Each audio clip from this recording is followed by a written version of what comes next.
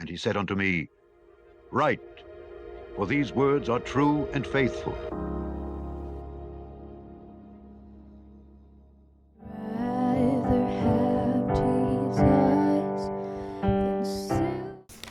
We are on Genesis chapter 37 and Matthew chapter 23. We're going to read that together here as a family. Abigail, you coming over?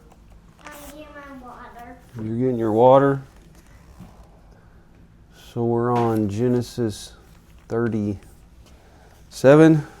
Pam, are you reading that? Yes. All right, Genesis 37. And Jacob dwelt in the land wherein his father was a stranger in the land of Canaan. These are the generations of Jacob.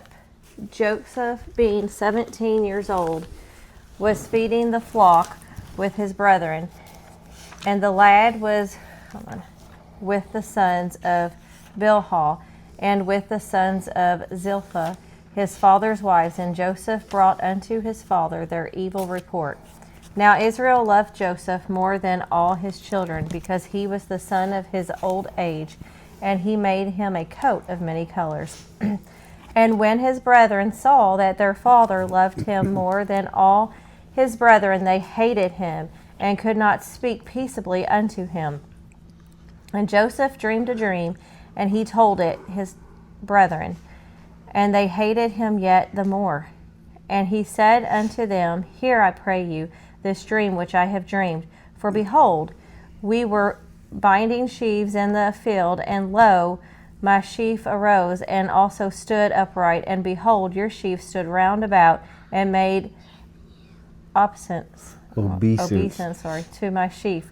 And his brethren said to him, Shalt thou indeed reign over us? Or shalt thou indeed have dominion over us? And they hated him yet the more for his dreams and for his words. And he dreamed yet another dream, and told it his brethren, and said, Behold, I have dreamed a dream more. And behold, the sun and moon and the 11 stars made obeisance to me.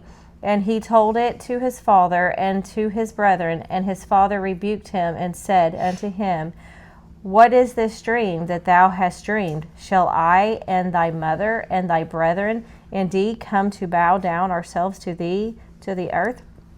And his brethren envied him, but his father observed the same.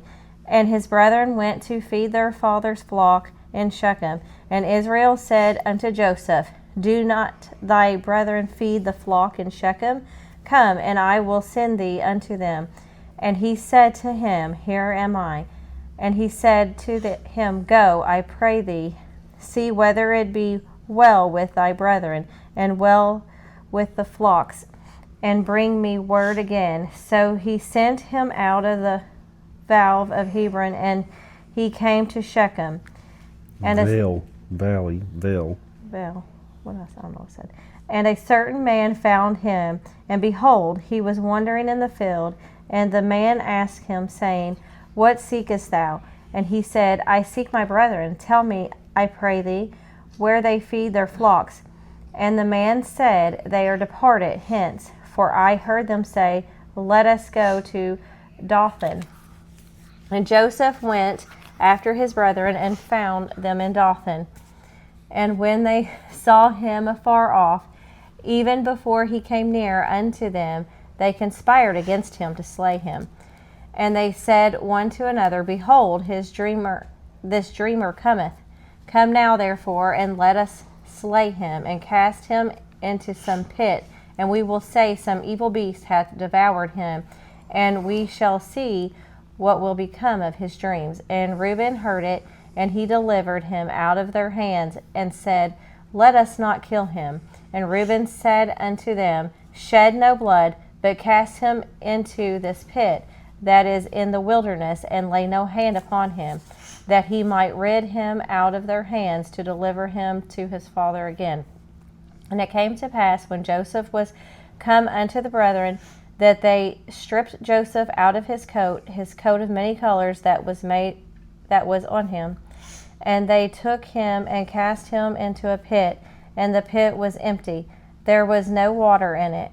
And they sat down to eat bread, and they lifted up their eyes and looked, and behold, a company of Ishmaelites came from Gilead with their camels bearing spicery and balm and myrrh, going to carry it down to Egypt. And Judah said unto his brethren, What profit is it if we slay our brother and conceal his blood? Come, and let us sell him to the Ishmaelites, and let not our hand be upon him, for he is our brother and our flesh. And his brethren were content. Then there passed by Midianites, merchantmen, and they drew and lifted up Joseph out of the pit, and sold Joseph to the Ishmaelites for 20 pieces of silver, and they brought Joseph into Egypt. And Reuben returned unto the pit, and behold, Joseph was not in the pit. And he rent his clothes. And he returned unto his brethren, and said, The child is not, and whither shall I go? And they took Joseph's coat, and killed a kid of the goats, and dipped the coat in the blood. And they sent the coat of many colors, and they brought it to their father, and said, This have we found. Know now whether it be thy son's coat or no. And he knew it, and said, It's my son's coat. An evil beast hath devoured him. Joseph is without doubt rent in pieces. And Jacob rent his clothes, and put sackcloth upon his loins, and mourned for his son many days. And all his sons and his daughters rose up to comfort him, but he refused to be comforted. And he said, For I will go down into the grave unto my son mourning. Thus his father wept for him. And the Midianites sold him into Egypt unto Potiphar, an officer of Pharaoh's, and captains of the guard. Captain of the guard. Oh, yeah. Matthew 23 is next. So we're going to turn to Matthew 23. I'm going to read that for us. Matthew 23. Then spake Jesus to the multitude and to his disciples, saying, The scribes and the Pharisees sit in Moses' seat. All therefore, whatsoever they bid you observe, that observe and do. But do not ye after their works, for they say and do not. For they bind heavy burdens and grievous to be borne, and lay them on men's shoulders, but they themselves will not move them with one of their fingers. But all their works they do for to be seen of men. They make broad their phylacteries, and enlarge the borders of their garments, and love the uppermost rooms at feasts, and the chief seats in the synagogues, and greetings in the markets, and to be called of men, Rabbi, Rabbi. But be not ye called Rabbi, for one is your master, even Christ, and all ye are brethren. And call no man your father upon the earth, for one is your Father which is in heaven. Neither be ye called masters, for one is your master, even Christ. But he that is greatest among you shall be your servant. And whosoever exalt himself shall be abased, and he that shall humble himself shall be exalted. But woe unto you, scribes and Pharisees, hypocrites, for ye shut up the kingdom of heaven against men, for ye neither go in yourselves, neither suffer ye them that are entering to go in. Woe unto you, scribes and Pharisees, hypocrites, for ye devour widows' houses, and for pretense make long prayer. Therefore ye shall receive the greater damnation. Woe unto you, scribes and Pharisees, hypocrites, for ye compass sea and land to make one proselyte, and when he is made, ye make him twofold more the child of hell than yourselves. Woe unto you, ye blind guides, which say, Whosoever shall swear by the temple, it is nothing, but whosoever shall swear by the gold of the temple, he is a debtor. Ye fools and blind, for whether is greater, the gold, or the temple that was sanctifieth the gold? And whosoever shall swear by the altar, it is nothing, but whosoever sweareth by the gift that is upon it, he is guilty. Ye fools and blind, for whether is greater, the gift or the altar that sanctifieth the gift?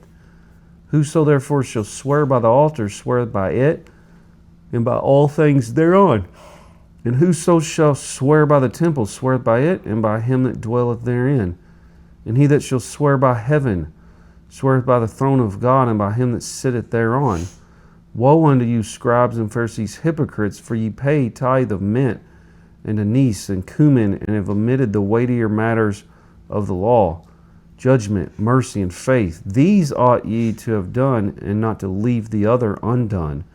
Ye blind guides, which strain at a gnat and swallow a camel, woe unto you, scribes and Pharisees, hypocrites!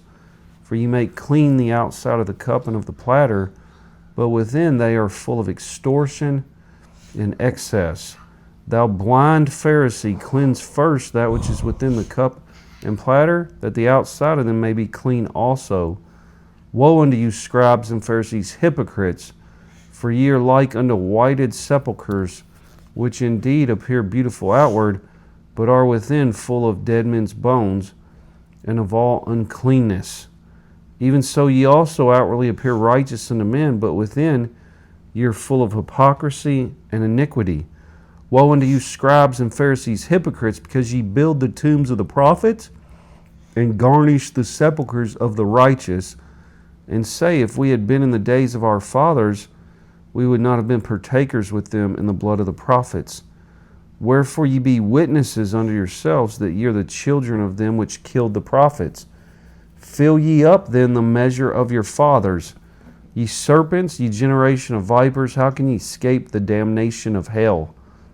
Wherefore, behold, I send unto you prophets and wise men and scribes, and some of them ye shall kill and crucify, and some of them shall ye scourge in your synagogues and persecute them from city to city, that upon you may come all the righteous blood shed upon the earth, from the blood of righteous Abel unto the blood of Zacharias son of Barachias, whom ye slew between the temple and the altar.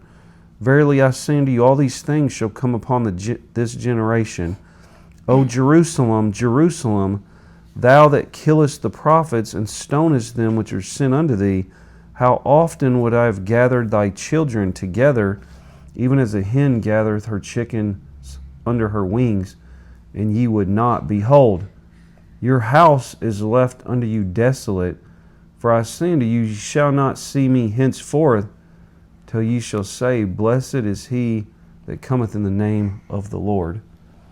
So that Bible reading this time, what number was it? Do you all remember? 29. Bible reading number 29. We read Genesis 37 and Matthew chapter 23. Thank you all for reading with us, and we'll see you next time. Bye. I'd rather have Jesus than silver or gold. And he said unto me, Write, for these words are true and faithful.